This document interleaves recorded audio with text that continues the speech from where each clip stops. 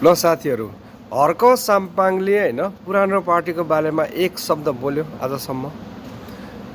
चुनावको स्टार्टिङ र अहिले आज सदनसम्म खुल्लासम्म एक शब्द लेख्यो स्ट्याटसमा कहिले, एक शब्द बोल्यो भ्रष्टाचार सम्बन्धी, यो भ्रष्टाचार कहिले छानबिन हुने भनेर भन्यो।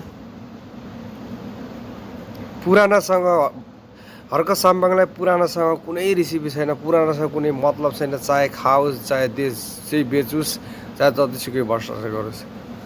हर्क साम्पाङलाई एउटा मात्र पिरो हो, रवि और बालनको। बालन प्रधानमन्त्री भयो, रासोपाको सरकार भयो, यतिमा मात्र हो। यतिमा जलेको छ। उसको सिद्धान्त नै यही हो, चाहे सरकारले राम्रो गरोस् चाहे नराम्रो गरोस् विरोध गरेकै हुन्छ। तर पुरानो पार्टीको यति साह्रो भ्रष्टाचार गर्यो, तैँले एक शब्द पनि बोलेको छैन आजसम्म।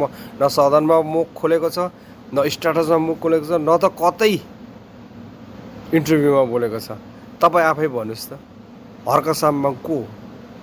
यो आफै जलेर मर्छ एक दिन, हेर्दै जानु है।